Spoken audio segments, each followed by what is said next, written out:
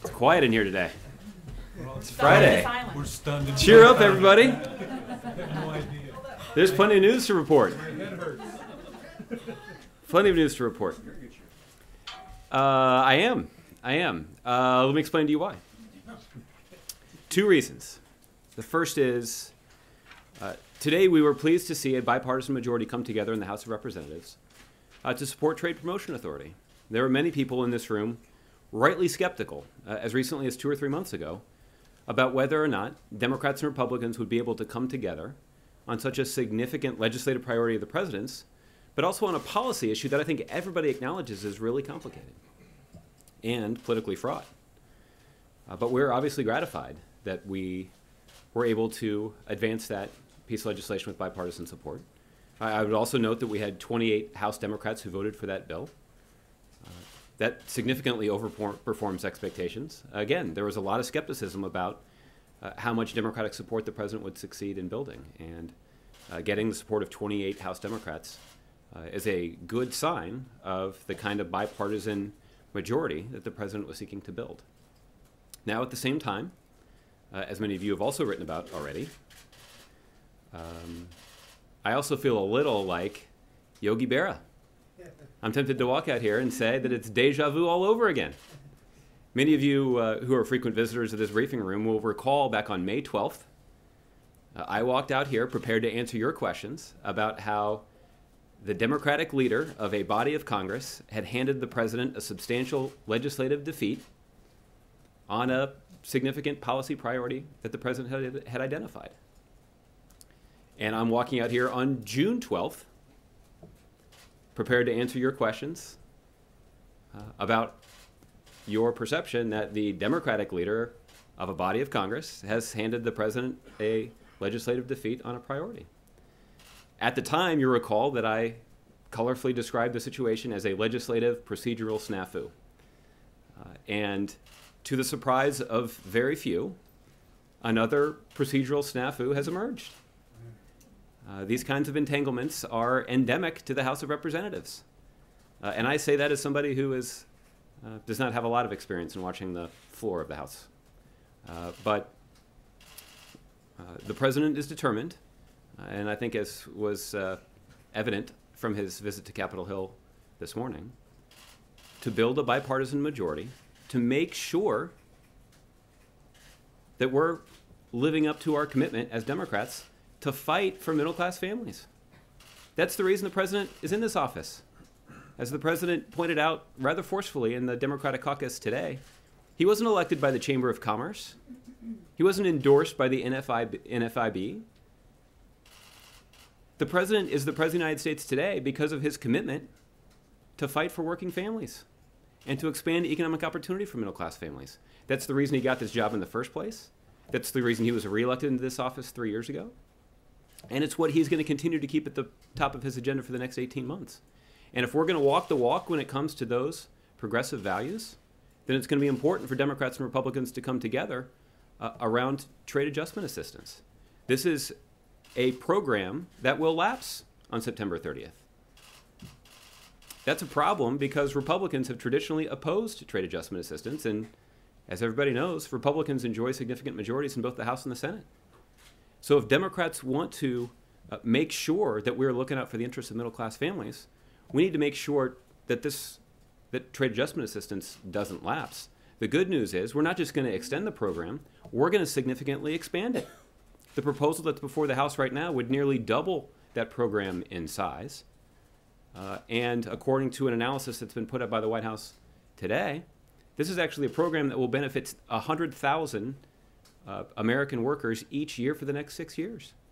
That is a substantial benefit to middle-class families that are willing to go and make sure that they can get the training and skills that they need to go and compete for good middle-class jobs. That's always been at the top of the president's domestic policy-making agenda. It is today, and we're going to continue to make that case in the House to build a bipartisan majority in the House for that legislation. That was a slightly longer wind-up than I intended, but why don't we go to your questions now? Nedra, do you want to start? Since you brought her up, let's start with Leader Pelosi. Okay. How disappointed is the president that she turned against this legislation after remaining uncommitted for so long, and after he made, a personal appeal to her? What happened there? Well, the president has enjoyed a very long, warm, productive relationship with Nancy Pelosi. As the Speaker of the House, she helped shepherd in one of the most substantial, progressive legislative agendas in history. That on her watch, working closely with President Obama, we prevented a second Great Depression. We reformed the healthcare system in a way that has the benefits of which are becoming clearer every day and bigger every day. She presided over a House of Representatives that voted to reform Wall Street, to make sure that taxpayers would not be on the hook for bailing out big banks that make risky bets. She worked legislatively with the administration to end Don't Ask, Don't Tell. And these are all achievements that the president's quite proud of.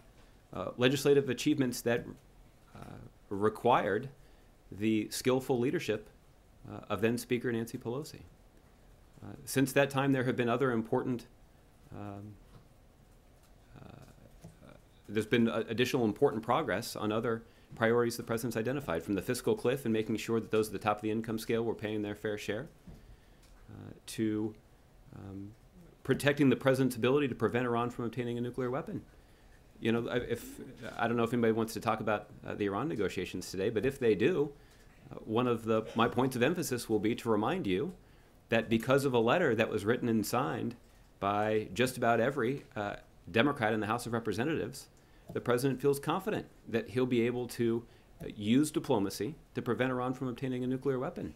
There has been an active effort by some in Congress to try to interfere with that ability, but because House Democrats have signaled that they're prepared to stand strong with the president, we think we can accomplish that goal. And I don't think there's anybody who's suggested that that priority is going to be threatened just because we might have a disagreement over this particular issue. Now, what's also true is we're going to continue to make an aggressive case to all of the House Democrats, including Leader Pelosi, about why it's important for them to support trade adjustment assistance. Given the resounding defeat today on trade assistance, what's the president going to do to try to turn that around with the next vote? Well, the president has spent a lot of time talking to members of Congress about these issues being a priority.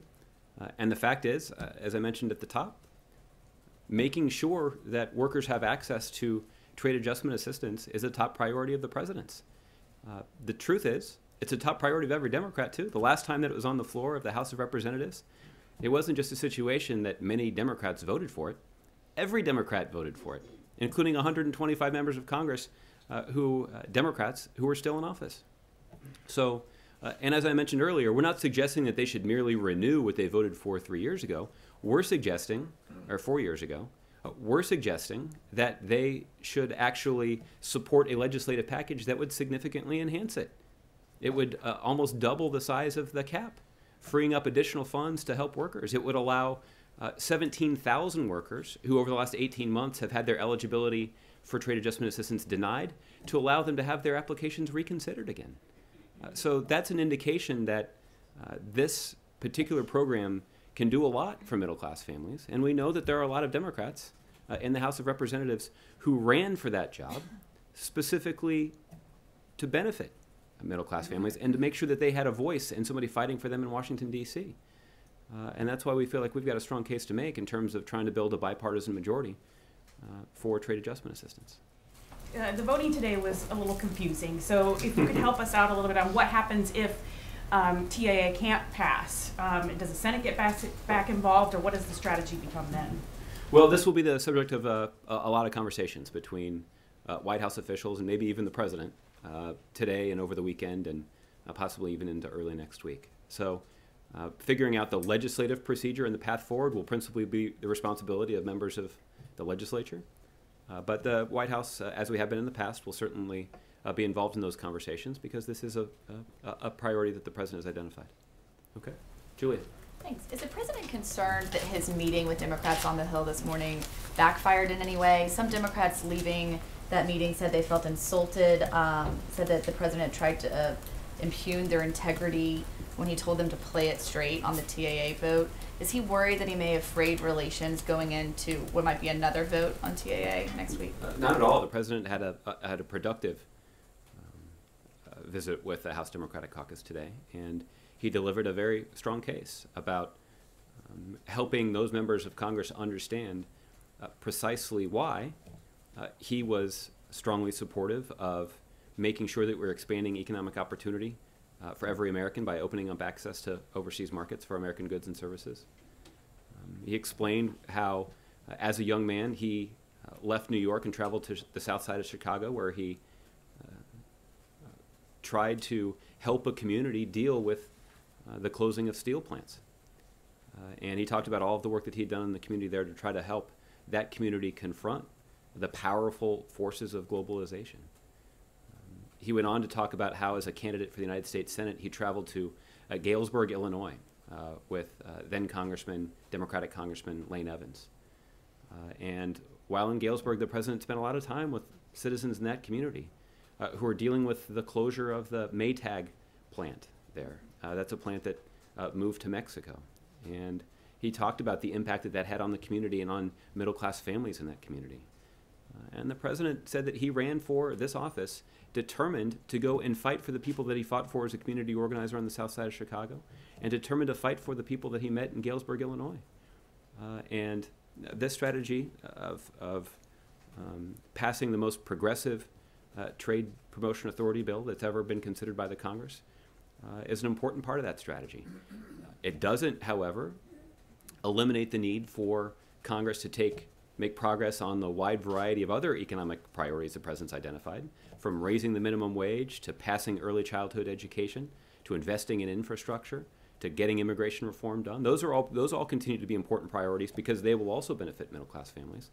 And the president is confident that he continues to have loyal partners in the Democratic caucus when it comes to those issues. But the fact is we haven't seen cooperation from Republicans on those priorities, but on this one we have. And the president strongly encouraged Democrats to make up their own mind. And when they did, to play it straight. Okay, I'm actually switching away from trade Okay. quickly. Secretary Kerry was released from the hospital today and went home to his home in Boston. Do you have any updates on when Secretary Kerry is expected to come to Washington, and whether or not he's still expected to participate in talks over Iran's nuclear capabilities by the end of the month? I don't have an update in terms of Secretary Kerry's schedule. You can check with the State Department. They may have some more details. Obviously, we're very pleased to see that Secretary Kerry is slated to be discharged from the hospital today if he hasn't been already. I think that's an indication that he's living up to his reputation as someone who is determined to get back into his office and determined to get back on the job. And Secretary Kerry is tough. Truth is, he probably benefited from a little rest when he was in the hospital. He's been working himself so hard over the last several weeks, and I think he, more than anybody, understands the long list of priorities that are awaiting him when he gets back to his desk. And we certainly are looking forward to him getting back on the job, and wish him very well as he continues to recover from surgery. No contingency plans at this point about sending someone in his place or possibly changing the location of the talks? Nothing at this point. It's not clear exactly whether or not that will be necessary, but additional scheduling updates will come from the State Department. Okay, Jim. So you came out with that Midwest optimism, but in reality, when you look at it, was it really a good day for the president? He does not have anything on his desk to sign, and he has an uphill battle, has to get 2 votes on Tuesday to get something to his desk, is my understanding. And the vote today was overwhelming. It was an overwhelming defeat by his own party. Isn't your optimism a little misplaced? I don't think so, Jim, primarily because there was a lot of healthy, well-informed skepticism about the ability of the United States Congress to work in bipartisan fashion to pass something like trade promotion authority that is so complicated and so fraught with a lot of toxic politics. And based on a lot of good work in the Senate and some bipartisan work in the House, those odds were overcome. But they didn't really pass it, Josh. Well, sure they did. They did with 28 Democratic votes, and TPA has passed. That was actually going to be the hard one. The broad assumption in here, I think, I don't want to speak for all of you. I've done that 3 or 4 times today, but I think many people, whether they're in here or not, assumed that it would be easier to pass trade adjustment assistance than it would be to pass trade promotion authority. So the fact is the harder part has gotten done. When it comes to making the case to Democrats about why they should support trade adjustment assistance, we've got a really strong case to make. If they don't act on it as early as next week, it's going to expire at the end of September. This is a program that Democrats believe in. They unanimously supported it last time it was on the floor. So we've got a strong case to make here, because we're not just talking about preventing this program from lapsing. We're talking about significantly expanding it. But the opponents of the trade fast-track bill did what they wanted to do, which was undercut it by defeating the trade assistance bill. That's what was designed to happen, and it happened. Well, I think that's what they designed. That's what they tried to do in the United States Senate. And there was, at one point in time, a procedural snafu that prompted a delay. And we're seeing a similar dynamic in the House right now. In some ways, the one in the House is actually easier to resolve. Again, because we're talking about a piece of legislation that the last time it was voted on got the unanimous support of Democrats. And there are a substantial number of Republicans that voted for it today. I certainly wouldn't rule out the ability of the Speaker of the House to convince even more Republicans to vote for trade adjustment assistance. We certainly believe that we can convince more Democrats to vote for a program that many of them have previously supported, and that our economists can demonstrate significantly benefit middle-class families all across the country. My colleague asked you about the president's reaction to Leader Pelosi going against the president today. I'd like to ask you about what it felt like to have John Boehner bail out the president today with procedural moves.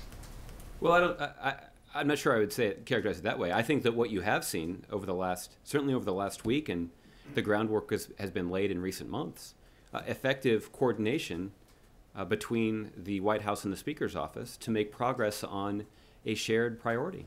This is the kind of bipartisan effort that the president has long envisioned. And unfortunately, we haven't seen nearly enough of it.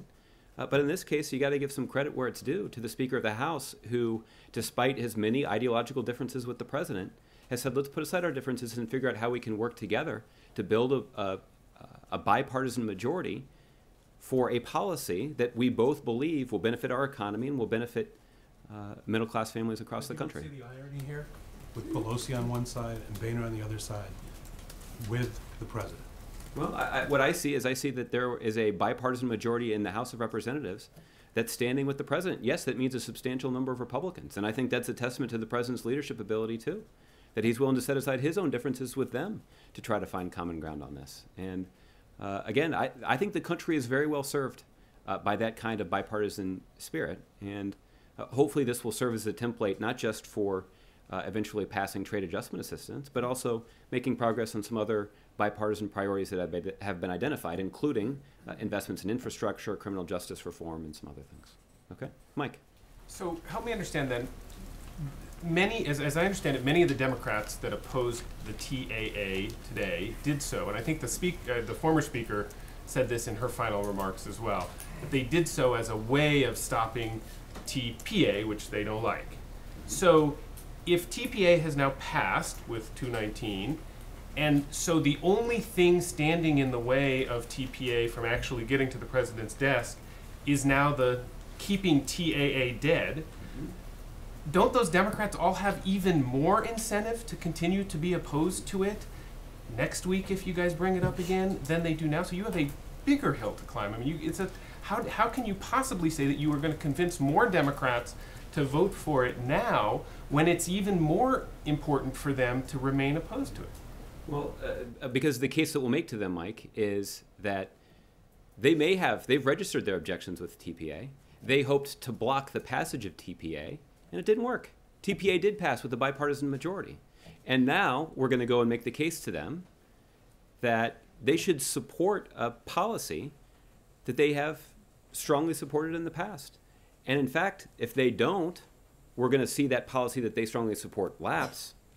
Instead, they actually have the opportunity not just to make sure that not just to prevent its lapse, but actually to significantly expand it, almost double it in size when it comes to the amount of money that can be spent on job training programs. But then that means caving on their bigger goal, which is keeping TPA from going forward, right? Well, the TPA is already passed, and so now they have a question about are they going to support a policy that previously earned the unanimous support of Democrats, and are they going to seek to expand it and make sure that they're not in a position where they're essentially make sure that they're in a position where they can offer support to those workers that are dealing with the challenges of globalization. But if TAA doesn't pass, the TPA is dead, right? I mean, if ultimately you can't get it passed, it's what? Well, what's true is the president shares. I mean, look, this is true. The president agrees with Democrats that TAA is a priority. That's the thing here. I would acknowledge that there are some differences of opinion, but there are far more areas where we agree than where we disagree. And I think this is the hallmark of a legislative procedural snafu. I think we know it when we see it now. And clearly that's what we have before us today. So, Jim. So to quote Yogi Berra, it's not over till it's over. Is that what you're saying? We could do a lot of that today, couldn't we? But to Mike's point, I just want to put a fine point on this. Okay. The president will not sign TPA without TAA. Well, the president's made clear. That trade adjustment assistance is a strong priority, and that if we are going to take steps that the president believes is good for our economy and good for middle class families to expand access to overseas markets, that one thing we also need to do is make a similar investment in those workers who are negatively affected by broader globalization trends. And what we know is we actually know how to do this now. And this is the thing that that Secretary Perez wrote to members of Congress yesterday. He wrote a long letter, and I can get you a copy of that letter if you haven't had a chance to see it. But essentially described what the benefits are of this trade adjustment assistance proposal. This is essentially a package of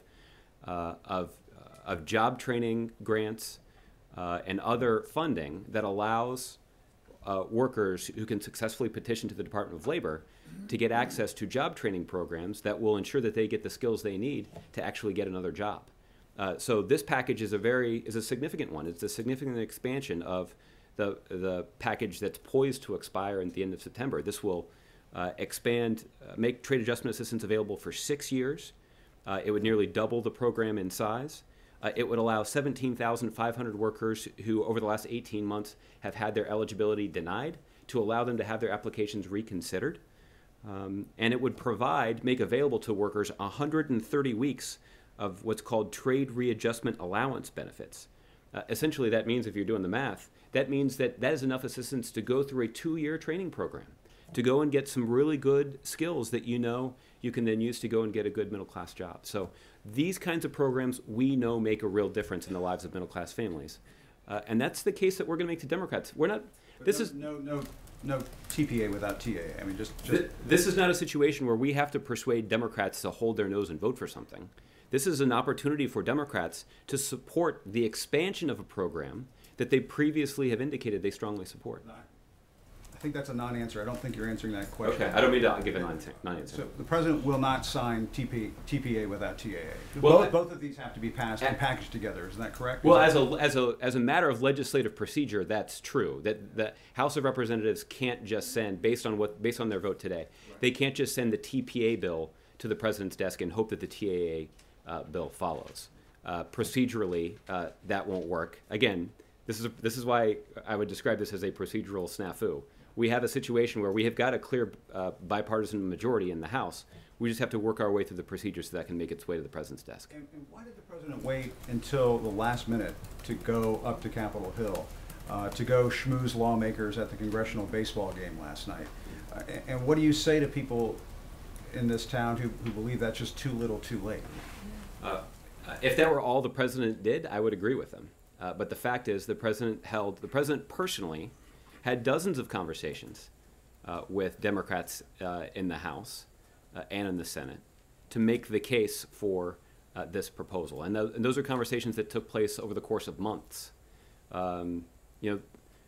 Often in the course of the skeptical questions about whether trade could ever get done in that Congress, people would ask, well, what's the president trying to do to get it passed? And I made reference to the fact that the president was regularly engaged in conversations, and that typically was small meetings that the president would convene with 3 or 4 members, sometimes in the private dining room off the Oval Office, having these conversations. Meetings we didn't know about that weren't read out to Right, us. that weren't previously announced. Why weren't those announced? Why not tell the public that he's having these meetings? Well, because the president wanted to have an opportunity to have a private conversation with them, and I think there were some members of Congress who did come out and say that they had had conversations with the president about this. That was often in the context of announcing their support for the bill. There are other more high-profile settings where you saw the president make his case. For example, there were 4 members of Congress who flew with the president to Germany when he took his trip to the G7 just last weekend. It seems like a month ago. But to jump ahead, when you see stories written over the next 48 hours that say that this vote that occurred on Friday contributed to the president's lame duck status, when White House Press Secretary Josh Earnest is quoted in those stories, he says what? He says the president successfully. Is it awkward for me to refer to myself in the third person?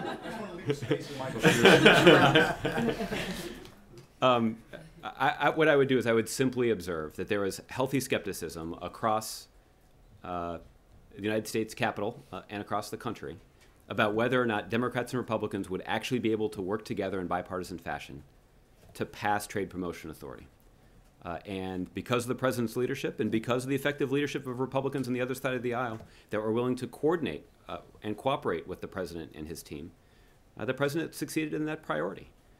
There is still a procedural snafu to work through, but that's in the same spirit that has contributed to our success in passing TPA through the Senate, TAA through the Senate, TPA through the House. We're going to use the same strategy to pass TAA through the House too. Okay, April. Josh, when it comes to TAA and even TPP, many Democrats felt it was really a matter of survival for many middle-income Americans who could lose their jobs to globalization. What do you say about the issue of survival as you're trying to marry this globalization and trade with people you're wanting to enhance TAA in case there is a job loss for some of these people? And this was a significant part of the presentation that the president made to House Democrats today. It is impossible to completely insulate the United States of America and the American people from the broader economic forces of globalization. It's just impossible to do so. And so the question is, how are the leaders of this country going to prepare our economy and the American people to weather those forces? There are some who advocate trying to shut the United States out from the rest of the world. The president has zero confidence in that strategy. The president believes that our economy and our people are best served if we actually try to engage the world, and engage the world in a way where we enter into agreements whereby they commit to respecting basic intellectual property laws, raising labor standards, adopting higher environmental standards, respecting and protecting basic human rights.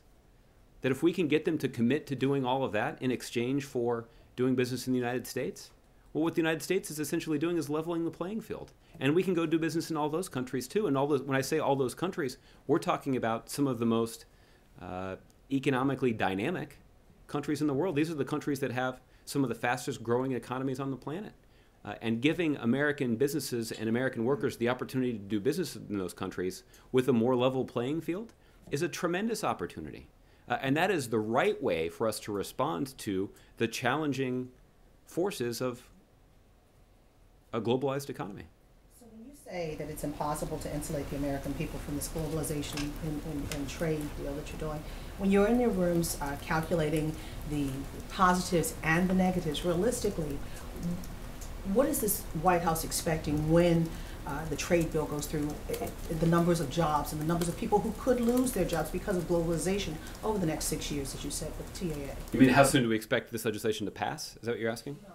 I'm Okay. asking, no, I'm asking realistically in numbers, when you calculate the positives of TPA and the losses with globalization, realistically in the next 6 years, when you have this trajectory, if TAA were to come into place, how many people realistically in this nation are you looking at that could realistically not be insulated, lose their jobs because of TPA? Well, let me see if we can get you some economic analysis from the CEA. What I would merely say to you is this, is that the United States, our economy, and our people will be much worse off if we just lock in the status quo, if we don't do anything. The president believes, and there is some evidence to back this up, that if we do enter into these trade agreements that seek to level the playing field with other countries, particularly those countries in the most economically vibrant regions of the world, that will create jobs right here in the United States. That was the reason the president traveled to the Nike headquarters 6 or 8 weeks ago. That's exactly what Nike said. Nike is a company with a history of investing in other countries, taking advantage of the economic opportunity that exists in other countries. And what Nike said was, they said, if you pass this TPP deal and we get other countries to start to raise their labor standards and raise their environmental standards and respect basic intellectual property rights, that what we're going to do is we're actually going to invest in creating jobs right here in America, because we know right here in America we've got the best workers, we've got the best colleges and universities, we've got the most clever innovators, we've got the most ambitious entrepreneurs, and that's an environment that Nike wants to be a part of. So they recognize that by engaging in the world, we can actually expand economic opportunity right here at home. Okay, and on another subject, Cleveland, a judge finds that the police officers who shot and killed 12-year-old Tamir Rice, there is cause for the murder charges. What does the White House feel about that after we watch this, after the situation in Ferguson and in New York? Then there was Cleveland. What do you say? My understanding at this point, April, is that this is a case that's now in the hands of the local prosecutor. And that local prosecutor will take a look at the facts. I'm confident that that individual will consider the ruling of the judge, and but ultimately this is a decision for the federal prosecutor for the local prosecutor to make. The Department of Justice has obviously been engaged with the city of Cleveland to help them implement some of the reforms that they felt were needed there. But as it relates to the specific case, I wouldn't have any direct comment on it. Kristen. Josh, thank you. Did Leader Pelosi tell President Obama that she was not going to support TAA before she went to the House floor? Kristen, what I will tell you is that prior to addressing the House Democratic Caucus on Capitol Hill today, the president did have an opportunity to huddle with the House Democratic leaders, not just Leader Pelosi, but with the other members of the Democratic leadership. They had a private conversation before the president addressed the broader Democratic caucus. That was a private conversation that they had, and so I'm not going to be in a position to talk about the details of that conversation. Well, just to clarify, was it his impression based on that meeting that Leader Pelosi was not going to support TAA? Is that what you're saying?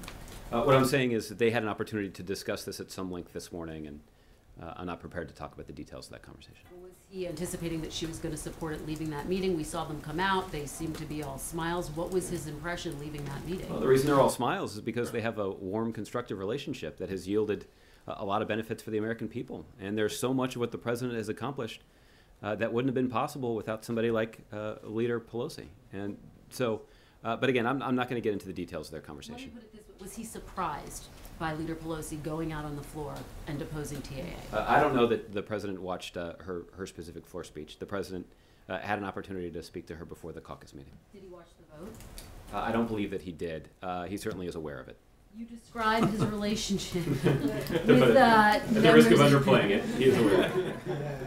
You're describing his relationship with Democratic lawmakers as warm and constructive. I have to go back to this question and the perception that some of them had coming out of that meeting. Congressman DeFazio, I'm just going to read you his exact quote. He said, "The president tried to both guilt people and then impugn their integrity, and I don't think it was a very effective tactic. I know you were arguing that just the opposite, that you felt as though the president's tactic was effective, but clearly his message didn't get through. Does he need to change his strategy and his message?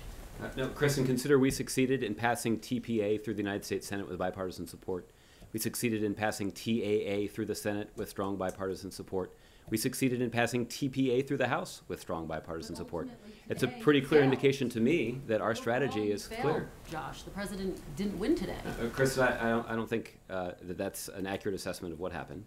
The fact is, 6 months ago, and I think even in the last couple of months, we could find questions from you asking skeptically, and rightfully so, about the capacity of the United States Congress and the ability of the president to work with Republicans in the Congress to try to pass TPA. And yet that's exactly what happened today. There were also some skeptical questions about how much Democratic support the president would be able to build for this priority. That there are some who are saying, well, you know, are you going to call it a win if you can only get 15 or 18 Democrats? We got 28 Democrats to support it. So from that standpoint, I think that is, I think if you consider the results, that's a strong endorsement of our strategy. But clearly, what I would concede is that our work is not done yet. Do you worry that his message is not getting through when you hear that type of feedback from Democrats? No, I don't worry about that at all. Okay, and more broadly, just to follow up on Jim's question, he asked, is this too little too late? Some Democratic lawmakers say if the president had begun to foster relations with them years ago, that he would have had more success on a key piece of legislation that he is fighting so hard for.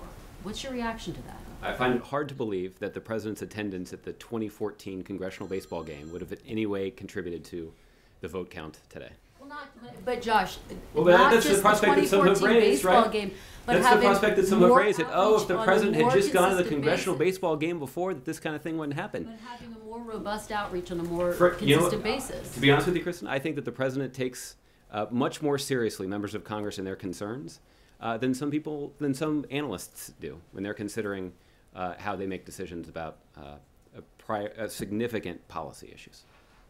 Okay, Mark? Josh, did the White House know in advance that there would be a vote on TPA even though TAA was defeated? Well, what I'll say is I think there was some indication that that was a possibility today. But I think, again, just in the short period of time that I've been observing activity on the floor of the House of Representatives, you don't know exactly what's going to happen until it happens. But there was some indication based on private conversations we'd had with Republican leaders that that was a possibility. Well, since TAA was defeated, were you surprised that TPA was passed? Well, to be blunt, no. There was a confidence that there was a bipartisan majority that had been built to pass TPA through the House of Representatives. And at last night's game, did the president actually bring up trade in glad-handing members of Congress on the field? Yeah, I wasn't there, so I didn't overhear any of the conversations that he may have had with members on the field. I think mostly they were there to have a good time. I don't know if he had a chance to twist in the arms, but you know, well, I think that's a pretty good illustration that goes back to what Kristen was asking. I don't know if there are any members of Congress who would say that the president's visit to Nationals Park last night changed their vote on this issue. There was already a lid for the day when it was announced or it was hinted that the president was going to the game. Mm-hmm. Can you tell us how he decided, you know, I ought to go to the game? Well, I think the president did view it as an opportunity to get out of the White House, which is something that he looks for the chance to do periodically. But I do think that he also thought it would be an opportunity for him to sort of show some solidarity with members of Congress, even as they're out having a good time on the baseball diamond. That he could also sort of demonstrate that he's paying close attention to the important work that they're considering on the floor of the House of Representatives these days. Clearly, it was hastily made decision, no? It was on relatively short notice, but thanks to the agility of your colleagues in the press corps, we got most members of the White House press pool into the van in time to go. So, Peter. Doug. Yeah. I'm sorry, Doug. That's right. I apologize. No problem. No problem. Changing subjects to the cyber intrusion, the cyber espionage at the Office of Personnel Management. Yeah. I think it was earlier in the week you said it was 4.1 former and present federal employees who were potentially subject to this intrusion. I think the AP reported today that the number may be much higher, citing 2 people who had been briefed on the matter, as high as 14 million. Can you confirm that? Doug, at this point, I don't have additional details about the ongoing investigation into this particular matter. You will recall that our law enforcement professionals did make an announcement at the end of last week about their preliminary knowledge that they had accumulated so far about the scope of this particular intrusion. But that investigation continues. The thing that I mentioned yesterday in talking about this is that sometimes our investigators are reluctant to talk publicly in much detail about what exactly they've learned, because it can give some helpful insight to our adversaries, frankly, about what kinds of techniques are used to investigate and mitigate and even deter these kinds of intrusions. So I know that our investigators are, however, committed to making sure that those who have been affected by this particular intrusion are advised as soon as possible, and that they get the resources and information that they need to make sure that they can protect themselves. I've had a couple cybersecurity experts tell me that this is the biggest cyber intrusion since the Edward Snowden affair. And I'm curious, just given the massive size and scope of the federal bureaucracy and the cumbersome nature of turning around an aircraft carrier this size, whether the federal government is nimble enough to address these kinds of attacks when they can be changed so quickly, yet the federal government cannot, with its procurement policies that have competitive bidding on protection for these kinds of things. Doug, you're right that protecting the computer networks of the federal government is a daunting challenge, and it does require the federal government to be nimble, something that's difficult when you're talking about an organization that's this large. There are a number of steps that this administration has taken to try to address those concerns. We can get you a pretty good rundown of those things, but clearly there's more that needs to get done. These are the kinds of challenges, this challenge that's facing the federal government is not dissimilar from the challenge that's facing the private sector and large organizations in the private sector as well. And that's one of the reasons that we have been pretty forceful in calling on Congress to pass cybersecurity legislation that the President has already sent up to Congress. There are some steps that we could implement that require congressional authorization that could make not just the federal government but also the private sector more nimble and more effective in communicating with one another to make sure that we're doing everything we can to protect the computer networks and the data of the American people. Let me give you one example of that, and I'll do this quickly. Is one of the priorities when it comes to dealing with these matters and in being nimble is information sharing. That one of the things that we can do is if one private sector entity has been the victim of an intrusion or even an attempted intrusion, sharing information about how that intrusion was attempted with other industries and with the federal government can be an effective way in making sure that other computer networks, including the federal government's computer networks, can be shored up to protect against a similar intrusion. So that's one of the reasons that we are aggressively advocating Congress to pass this piece of legislation, and it would have a tangible impact on the ability of this country to protect the data of the American people. Since we know that the Chinese probably have access to background checks and security clearances now, they therefore know who American contacts are in China, with Chinese people, friends, family, associates, confidants in that country. Do you think it might be necessary to remove people from embassy positions in China who have close contacts on the outside who are themselves Chinese? Well, Doug, we have not discussed publicly what we know right now about the extent of this cyber intrusion. We have acknowledged that potentially sensitive data about a substantial number of federal employees was breached or is at least now at risk. But we haven't talked publicly about the details of that. I'm not aware that the State Department has made the decision to take any actions in response to this specific matter. But if they have, you should ask them about it. And quickly, one last question on this. Would people as high as cabinet level officers have that data stored at OPM? background check information Yeah, clearance? I don't know the answer to that. I know that there is a substantial amount of data that is maintained at OPM. We'll see if we can get you some more details about what's there. We will not at this point be able to discuss in much detail about which data or how much data may potentially be affected in this particular incident. Okay, Jerome. Thank you, Josh. A Muslim Brotherhood delegation was in town this week, and I understand they haven't had a chance to meet either people from the state or here at the White House. Have you decided to cut all ties with this organization? No, Jerome, there's been no change in our policy with respect to the Muslim Brotherhood. The Obama administration in the United States routinely engage with representatives from across the political spectrum in all countries around the world. And members of the Obama administration have in the past met with Muslim Brotherhood representatives, including as recently as earlier this year. So it is true that no one from the White House or from the administration met with the current delegation, but that does not reflect any change in our policy toward the Muslim Brotherhood. Why is that then? Well, again, I don't have a detailed explanation to share with you, other than to say that we're going to choose when is the appropriate time to meet with these foreign interlocutors. And we've obviously met with the Muslim Brotherhood in the past, as recently as early this year. But on this visit, no one from the administration will be meeting with them. Okay, Olivier. Back on the OPM hack, Harry Reid has said that the Chinese were behind this hack. Do you dispute that characterization?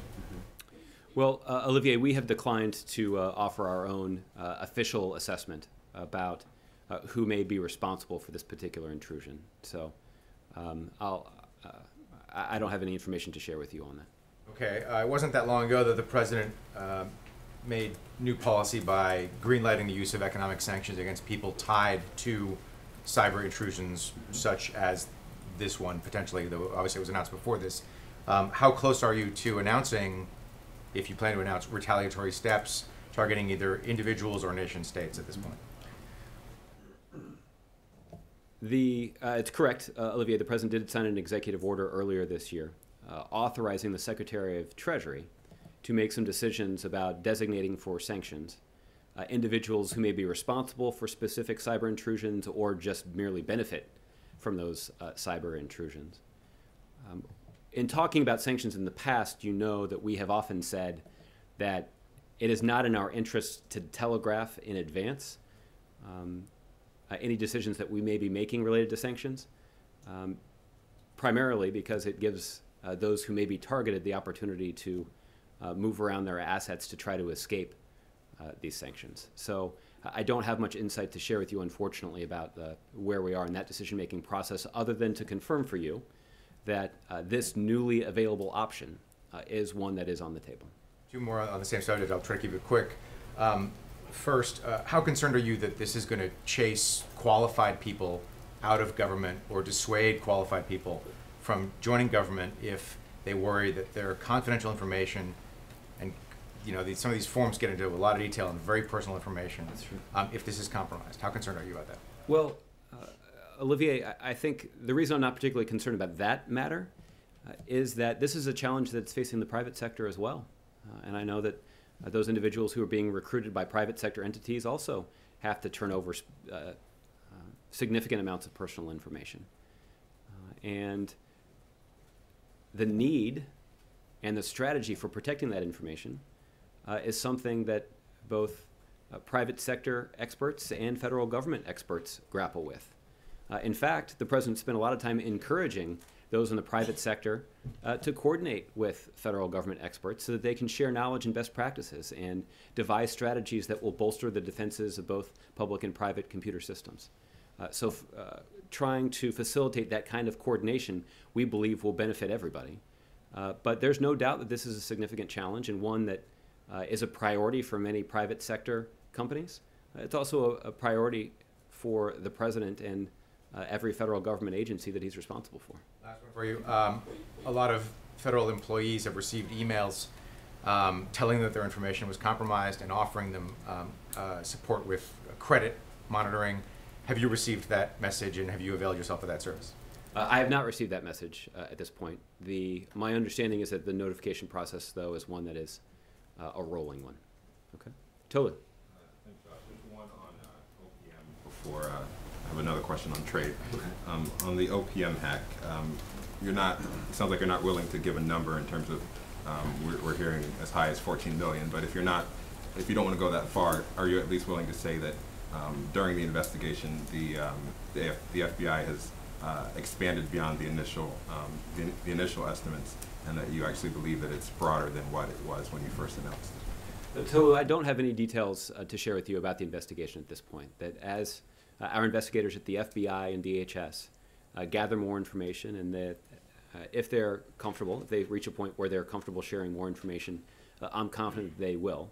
But that information will come from them first, not from me, because they'll be making the decisions consistent with what they believe is in the best interest of the ongoing investigation. So the 4 million number that we heard last week, is that the number that you're sticking to? Is that the number? Well, that is the latest number that was announced by the Department of Homeland Security, I believe, and I don't have any updates for you beyond that. And then also, last week, you were asked about whether or not federal contractors were a part of this, and you said you didn't think so. Is there any update to that? I actually don't know the answer to that question.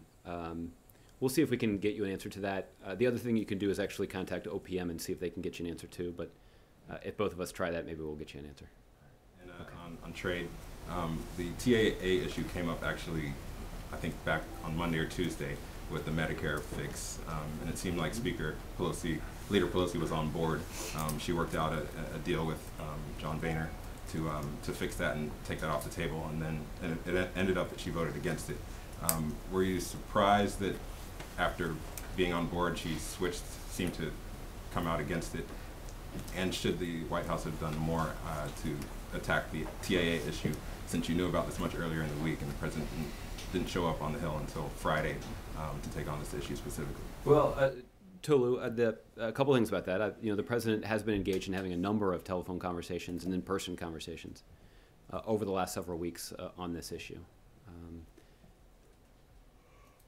So I'm not sure anybody can question the president's commitment to engaging on this issue to build important bipartisan support for a legislative priority of his. And I think there is tangible evidence to indicate that that strategy was successful because of the passage with a bipartisan majority of TPA legislation. We obviously have additional work to do on the TAA bill. When we were discussing this earlier this week, I complimented both Leader Pelosi and Speaker Boehner for effectively coordinating to resolve some concerns that some Democrats had raised about the pay-for of the TAA bill. And in the days ahead, again, I hope that Democrats and Republicans will summon a similar bipartisan spirit to build a bipartisan majority for this legislation that, again, in the past has earned strong support from Democratic members of the House of Representatives, unanimous support last time it was considered. There also is ample reason for Republicans to consider voting for this piece of legislation. We saw a substantial number of Republicans vote for it today, and including the Speaker of the House. And we're hopeful that House Republicans will continue to lend support to a program that the President believes is critically important to supporting middle-class families, particularly those that are dealing with the challenging forces of globalization. So does your strategy on trade sort of shift now to a new strategy specifically focused on TAA, and if so, what is the new tactic that you're going to use? Are you mostly going to focus on getting Democrats to I guess be fearful that this program is going to end in September, or are you going to try to get Republicans to change their position and get the total package passed? Yeah. Well, I think what has served us well in this process so far, in terms of successfully passing TPA through the Senate, passing TAA through the Senate in bipartisan fashion, again, passing TPA through the House in bipartisan fashion today, that's an indication that our strategy has worked. And we obviously have more work to do. But our strategy has been to make the case to both Democrats and Republicans about why they should support this legislation. Now, there are certain arguments that Republicans find more persuasive, and there are other arguments that Democrats find more persuasive. I actually would just submit that that means that there are a whole lot of reasons to support TPA. The same applies when it comes to TAA. Again, this also is not about trying to scare people. This is actually about raising a legitimate concern. The fact is, this is a piece of legislation, a program that previously was supported by every single Democrat in the House of Representatives that is set to expire at the end of September. And what the president has advocated doing is not just preventing the lapse of that program. The president has actually put forward a specific proposal with a specific pay for that was worked out between Leader Pelosi and Speaker Boehner to significantly expand that program in a way that would double the amount of money that's available every year and in a way that would allow 17,000 people who over the last 18 months had previously seen their applications rejected to allow them to have their applications reconsidered. These are individuals, these are 17,000 workers who are in need right now. And if the House will pass this bill, we can set about the work of trying to consider their eligibility again under a different set of circumstances. That is going to open up access to these important benefits to many more people. And that is entirely consistent with the kinds of progressive values that the president has long championed and that we know are strongly supported by members of Democratic members of the House of Representatives and even some Republicans. All right, Cheryl. So a little bit to follow up on that. When Leader Pelosi was on the floor, she was talking about trying to get a better deal for workers. Has she asked you or is seeking more money or a greater package? Is there something you could offer her? Well, I'm not aware of any specific requests that Leader Pelosi may have made, but again, this has been part of the conversations that she's had with Speaker Boehner. And it's possible that there have been maybe some requests that have been made of the White House. But again, I think the case that we would make would be focused on the amount of benefits that are included here. And again, we'll send you the letter from Secretary Perez that he sent to the Hill yesterday that detailing the extensive assistance that would be offered in this legislation and explaining how this isn't just a renewal of a previously passed package, but actually is a significant expansion of it. Okay? Jordan. Thanks, Josh. I just want to bring your attention to something that Congressman Jim Himes said, who's one of your supporters on trade. He said today's vote on TAA hobbled the Democratic president. So I'm just wondering, how you square the claim that the strategy is working when even your allies are saying or suggesting that the president's powers of persuasion are perhaps diminished here.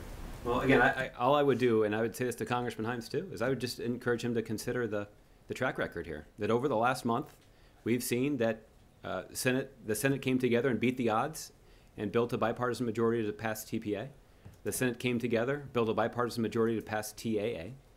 Just today, the House of Representatives came together, built a bipartisan majority, even in the face of some pretty intense skepticism inside the Beltway, and passed TPA.